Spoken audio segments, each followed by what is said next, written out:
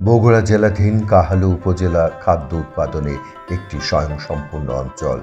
এখানে ধান, আলু, সরিষা, গম, মরিচ এবং বিভিন্ন ধরনের শাকসবজি উৎপন্ন হয়। বর্তমানে এই উপজেলায় শখের বশে সৌদি খেজুরের চাষও শুরু হয়েছে। বাংলাদেশের বৃহত্তর ফরিদপুর, যশোর, খুলনা ও বরিশাল সহ সারা দেশে কম বেশি খেজুরের গাছ দেখা যায়।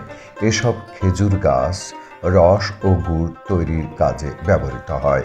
এসব গাছে যে ফল ধরে তা মান খাওয়ার উপযোগী নয়। এই পরিপ্রেক্ষিতে গত 15-20 বছর ধরে দেশের বিভিন্ন স্থানে কিছু আগ্রহী মানুষ সৌদি বা আরবি খেজুর চাষ করে সফল হয়েছেন। খেজুর অতি পুষ্টিমান সমৃদ্ধ খাদ্য। এতে প্রচুর প্রোটিন, ভিটামিন, মিনারেল ও ক্যালোরি রয়েছে। সুষম খাদ্য হিসেবে খেজুরের জুড়ি নেই। এ ফলের ঔষধি গুণ খুবই বেশি। হজম শক্তি বাড়ায়, রক্ত স্বল্পতা, কোষ্ঠকাঠিন্য, অ্যালার্জি ও ক্যান্সার রোধক হিসেবে কাজ করে।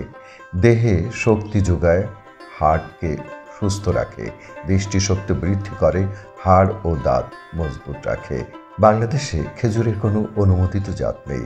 কৃষি সম্প্রসারণ অধিদপ্তর এ পর্যন্ত 17টি উন্নত জাতের খেজুরের কলম আমদানি করে বিভিন্ন জেলার হর্টিকালচার সেন্টারে বাগান সৃজন করেছে।